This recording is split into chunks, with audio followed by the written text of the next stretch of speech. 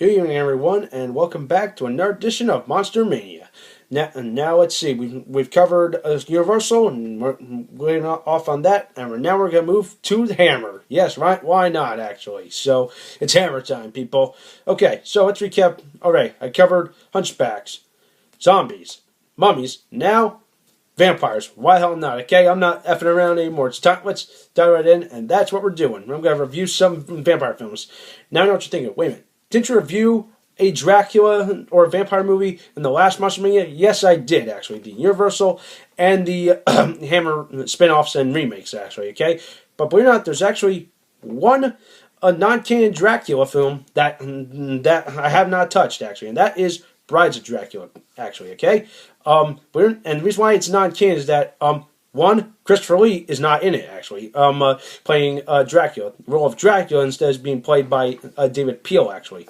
I don't have a physical copy on me. I have saved to my iPad. Plus, I have watched it like twice now online. So, but anyway, let's get to the movie. What can I say about this non-canon entry? Actually, it's actually very good. It's actually what people have said. It's Hammer at its absolute best. Actually, I will say yes. Say this, Cushing.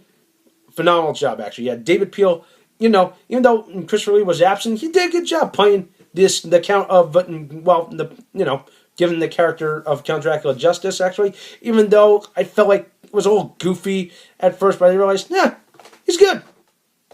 Because I know Christopher Lee was starting to get to that point where, I don't want to play Dracula, but hey, he eventually became the most iconic Dracula ever, in my opinion, actually. But anyway, the movie itself, I don't want to give too much of the plot away. It's, believe it or not, the script I understand was the original script had gone through a couple of changes where they finally decided on just a simple plot that's completely different from any of the other Draculas, actually.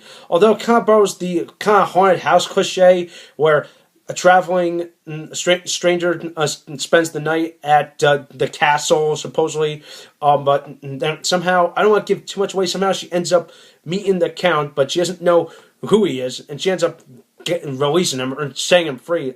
It's a little complicated. There's like a lot of darkness and a lot of craziness that happens, but it's creepy, good fun, actually. And plus when you throw in Pierre Cushing into mix, you get something amazing. And it truly is something.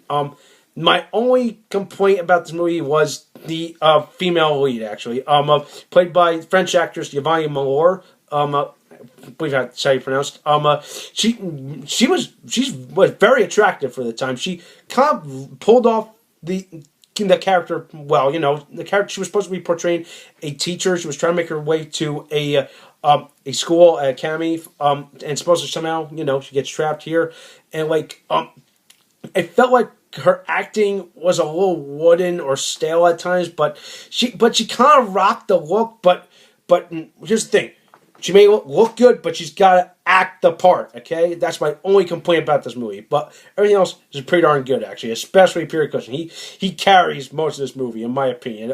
David Peel also pretty well. There's also going to be one thing I gotta add into this movie is that I have all the Dracula films.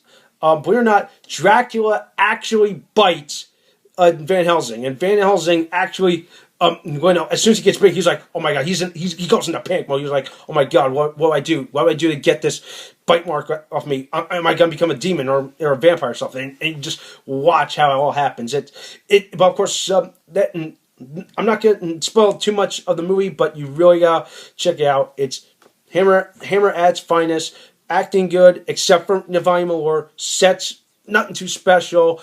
Story moved at a very good pace, actually. So you really gotta check it out. Like I said, I don't have a physical copy. You can probably find it or stream it online. I definitely know it is available on a VHS. I think it's on a special collection DVD of Hammer Vault Classics. I believe there's a couple of other good ones on there, like Plague of the Zombies and and Evil Frankenstein, I believe, just a few name them. Okay, so overall, a very, very fine movie. Aside from that, so you know what? I'm gonna give Brides of Dracula 8 out of 10. All right, so that does for a day. Definitely check it out. Let me know what you think. And keep it tuned here for some more terrifying thrillers.